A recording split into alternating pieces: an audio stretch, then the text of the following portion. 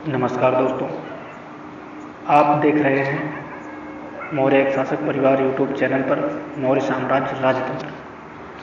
तो दोस्तों, आज एक बहुत ही महत्वपूर्ण जानकारी आपको मैं बताने जा रहा हूँ। आप लोग दिल थाम कर सुनिए, कान खोल कर सुनिए। हमारे द्वारा दी गई जानकारी पूर्णतः 100% सच हो सकती है। और हाँ, ये मैं एक कहानी सुनाता हूँ आप लोगों को। मैं मुहर लगा के तो नहीं दे सकता कि ये सच्चाई है, लेकिन 100% सच्चाई है, हमारा अनुभव कहता है।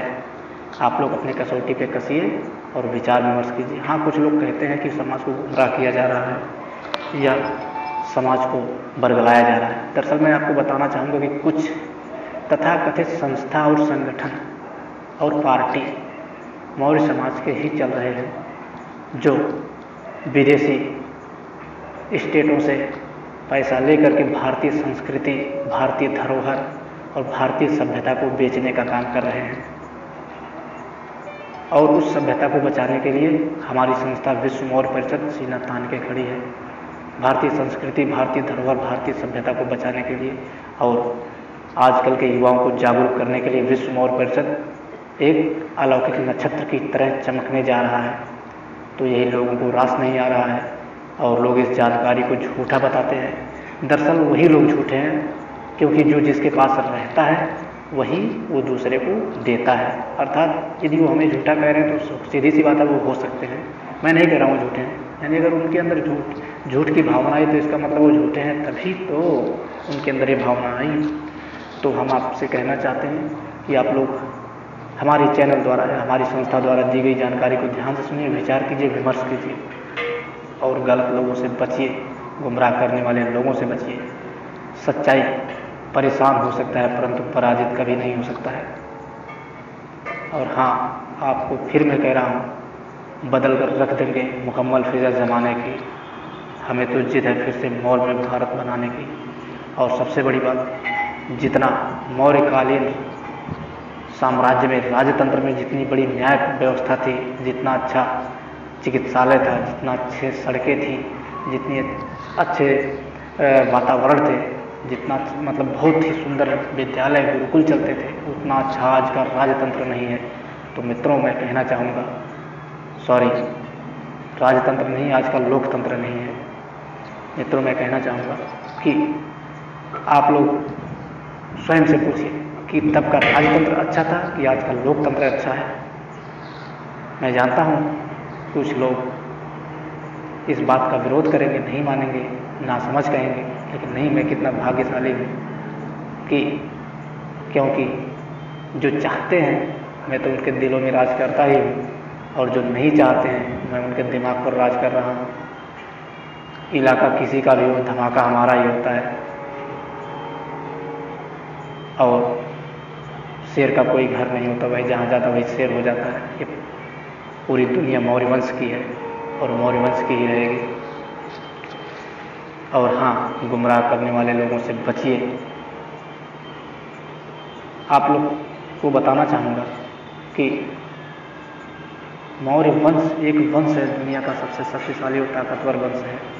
बस ये है कि आपसी मतभेद के कारण, मनभेद के कारण लोग इसे अपने कब्जे में कर लिए हैं और लोग जैसे चाहते हैं वैसे घुमाते हैं। क्योंकि अपने ही भीतर जब अपना ही सिक्का खोटा हो तो दूसरे का दोष नहीं देना चाहिए। आपके अपने आस्तीन में ही सांप है और वो लोग डसने का काम कर रहे हैं चंद पैसों के लिए। कुछ लोग समाज को तोड़ने मरोड़ने का काम करते हैं। कोई इस धर्म में घसीट के ले जाता, कोई उस धर्म में घसीट के ले जाता। मैं आपको कहना चाहूँगा कि आप लोग सच्चाई के साथ रहिए। जहाँ धर्म होता है वहाँ सच्चाई नहीं होती है, और जहाँ सच्चाई होती है वहाँ धर्म की ज़रूरत नहीं होती है। इसलिए आप लोग सच्चाई का साथ दीजिए।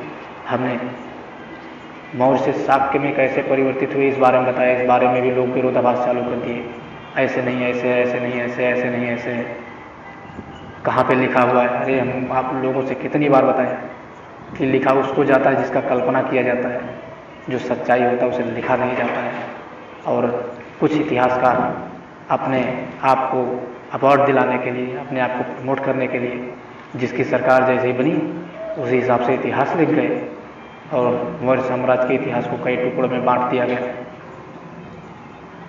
मौर्य साम्राज्य पहले भी नहीं कमज़ोर था, अब भी नहीं कमज़ोर है। बस कुछ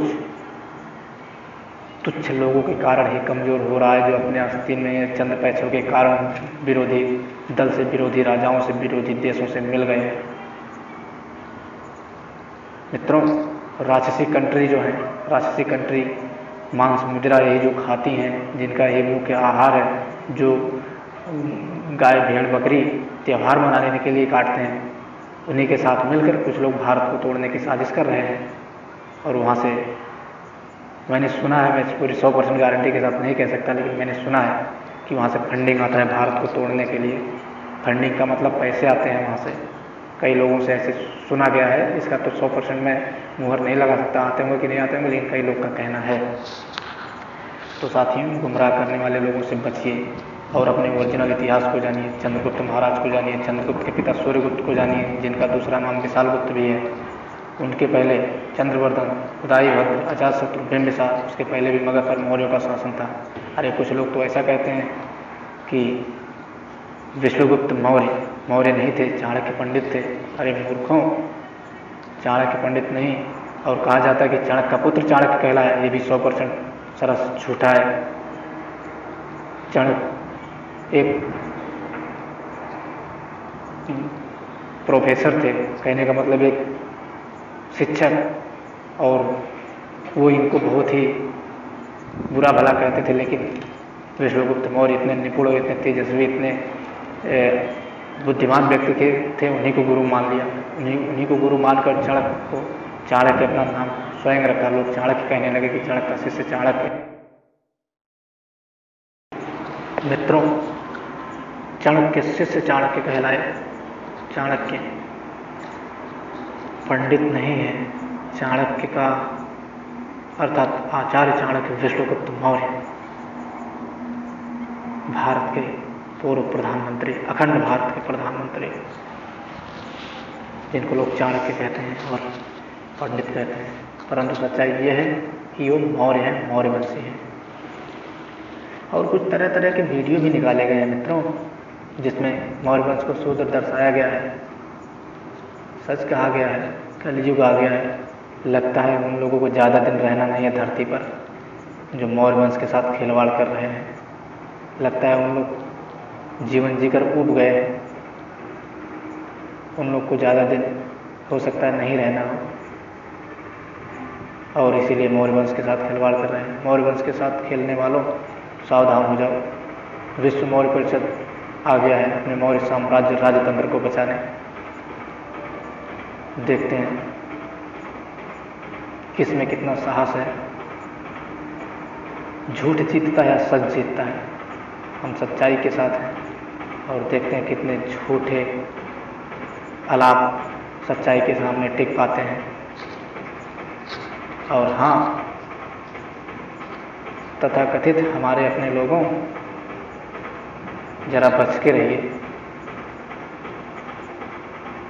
क्योंकि आपको एक कहावत तो पता होगा कि आप एक बार धोखा दे सकते हो हमें, हमारी संस्था को, हमारे साथ रहकर, लेकिन दोबारा नहीं। लेकिन ये बात ध्यान रखना, मैं अपने खास पदाधिकारियों को भी कह रहा हूँ और ख़ास लोगों को भी कह रहा हूँ और मित्रों को भी कह रहा हूँ कि आप हमारे साथ प्रेम से पेश आओगे, प्रेम से आऊँगा। आप जिस भाषा में समझोगे उस भाषा में समझाऊँगा। ये बात ध्यान में रखना। एक बार हमसे नाता तोड़ोगे और फिर जोड़ोगे, तो ये बात ध्यान में रखना कि रहीमन धागा प्रेम का मत तोड़ो चटकाए, और टूटे से फिर ना जुटे, जुटे गांठ पड़ जाए। यदि एक बार तोड़ के फिर जोड़ोगे तो बीच में गांठ जो रहेगा, गांठ तो गांठ ही रहेगा। इसीलिए मैं चाहता हूँ कि किसी के साथ आप चलो, निस्वार्थ भाव से चलो, विश्वास के साथ चलो। विश्वास टूटने मत दो, नहीं तो फिर विश्वास पाओगे नहीं दोबारा। इसलिए हमारे से छल करने वालों, हमको धोखा देने वालों, मैं अपनी खासकर अपनी संस्था के लोगों को कह रहा हूँ।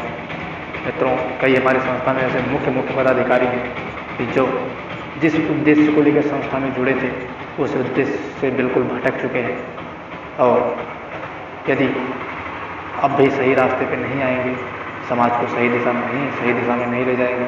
विश्व मौर्य परिषद की बहुत ही नीतियाँ लॉन्च हो चुकी हैं, नीतियाँ पारित हो चुकी हैं, लेकिन हमारे कहते हैं ना, जब अपना सिक्का खोटा और दूसरे का दोष नहीं देते हैं, कोई दिक्कत नहीं है।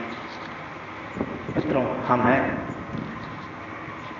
आप ये निश्चिंत रहिए, निडर होकर चलिए। आप सबका प्यारा और दुलारा बेटा भाई, आप सबका युवा नेता सर्वेश मौर्य है जब तक, तब तक आप लोग को चिंता करने की ज़रूरत नहीं है। आप लोग निडर होकर मेहनत कीजिए, संघर्ष कीजिए, हम आप लोगों के साथ हैं। और हाँ,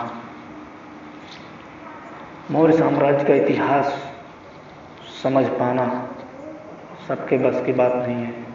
और मौर्य साम्राज्य या मौर्य वंश की शुरुआत कहाँ से हुई है कोई माई का लाल नहीं बता सकता है।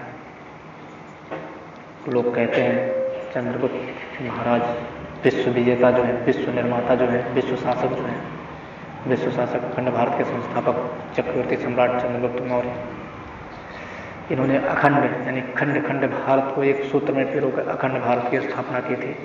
और कुछ बकलोल, मूर्ख, जाहिल, गंवार इतिहासकार कहते हैं नहीं, उन्होंने मौर्य साम्राज्य की स्थापना की थी। अरे ज्ञानियों, महाज्ञानियों, मौर्य साम्राज्य बहुत पहले से चल रहा है। चंद्रगुप्त महाराज ने अखंड भारत की स्थापना की थी, अखंड भारत, जिससे विश्व विजेता कहलाते हैं। पूरी दुनिया उनके नाम से डरती है। लेकिन आज उन्हीं की संतानें कुछ ऐसी हैं जो अपने निजी स्वार्थ के कारण, हमको लगता है उनकी संतानें नहीं, केवल नाम का उनकी संतानें अपने आप को कहते हैं लोग। और हाँ, कुछ आरक्षण के बारे में मैं कह दूँ मित्रों, कुछ ऐसे आरक्षण हैं जिस पे सरकार को हस्तक्षेप नहीं करना चाहिए। जिसका जो अधिकार है उसको सरकार को मान्यता प्राप्त कर देना चाहिए, यानी मान्यता दे देनी चाहिए, छूट दे देनी चाहिए।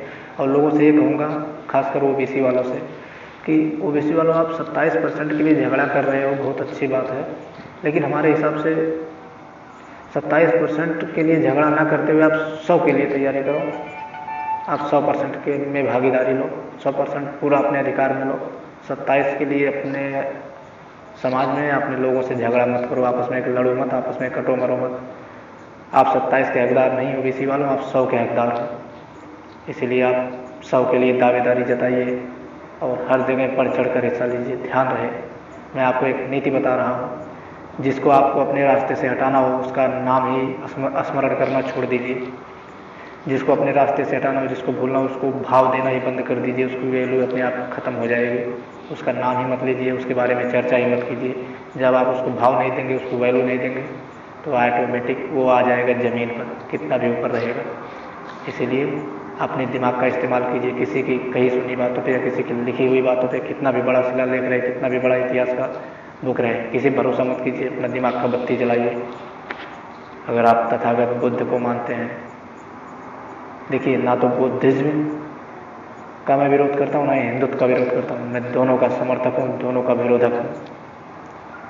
मैं सच्चाई के साथ रहता हूँ और सच्चाई को कोई हरा नहीं सकता, कोई पराजित नहीं कर सकता। कहते हैं ना, सच्चाई दुखी हो सकती है लेकिन पराजित नहीं। तो मित्रों, मैं ये बताना चाहूँगा, आप लोग को कहना चाहूँगा कि सच्चाई के साथ खड़े रहिए और जीवन का आनंद लेते रहिए। और मौर्य वंश के पूर्वजों के साथ छेड़छाड़ मत कीजिए। मैं देख रहा हूँ कुछ सरकार में बैठे लोग भी मौर्य वंश के इतिहास के साथ छेड़छाड़ करते हैं। और सबसे बड़ी बात यह है मित्रों, लोग हमको जातिवाद कहते हैं जय मौर्य वंश का नारा देने के कारण। तो मैं कहना चाहता हूँ, आज बताना चाहता हूँ आप लोगों को कि मैं सबसे पहले सभी लोगों से क्षमा चाहूँगा, क्योंकि मैं अब जातिवाद का नाम लेने जा रहा हूँ। कहते हैं ब्राह्मण ब्राह्मणवाद करे तो उसे देशभक्त कहा जाता है, दलित दलितवाद करे तो उसे देशभक्त कहा जाता है, ओबीसी में हमारा यादव भाई यादववाद करे तो उसे भी देशभक्त कहा जाता है, और ठाकुर ठाकुरवाद करे तो उसे देशभक्त कहा जाता है। लेकिन जब मौर्य, जो कि पूरे मौर्य वंश की बात करता है, तो लोग उसे जातिवाद कहते हैं। तो मित्रों, कुछ समझे, मौर्य वंश वो ताकत है जो अपने पे आ जाए तो किसी की भी नहीं सुनता, न्याय करता है, और जो है कि इस दुनिया का रक्षक ओनली मौर्य है। तो इसीलिए मौर्य वंश का जयकारा लगाइए और फिर से अखंड भारत बनाइए। और जो भी देश के विपरीत आए, जो भी राष्ट्र के विपरीत चले, जो भी ध्वजा के विपरीत चले, उसको छोड़िए मत। पहले छेड़िए मत, बाद में छोड़िए मत। हमारा मौर्यकालीन राजतंत्र एकदम शुद्ध था, एकदम अच्छा था, एकदम परिपूर्ण था। लेकिन आज का लोकतंत्र उस राजतंत्र का क्या मुकाबला कर पाएगा? तो मित्रों, मौर्य साम्राज्य राजतंत्र जिंदाबाद जिंदाबाद। चंद्रगुप्त मौर्य अमर रहे, जिंदाबाद। मौर्य साम्राज्य, मौर्य वंश के भगवान, विश्व निर्माता, विश्व शासक, अखंड भारत के संस्थापक चक्रवर्ती सम्राट चंद्रगुप्त मौर्य जी हैं, जिन्होंने 0 से 100 की शुरुआत की। इनसे कुछ प्रेरणा लीजिए, बाद में कुछ।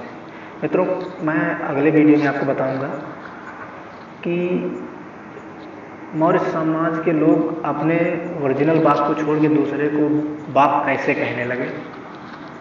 तो मित्रों, इस विषय पे कितने लोग जानना चाहते हैं कृपया कमेंट में ज़रूर बताएं। बाकी आप सभी लोगों से मैं अनुमति चाहूँगा, हमें दीजिए अनुमति। नमस्कार। जय मौर्य वंश, सत्यमेव जयते, जय जय भारत, जय मौर्य वंश अखंड भारत, श्री चंद्रगुप्ताय नमः, श्री बिंदुसाराय नमः। जय भारत जय भारत जय भारत।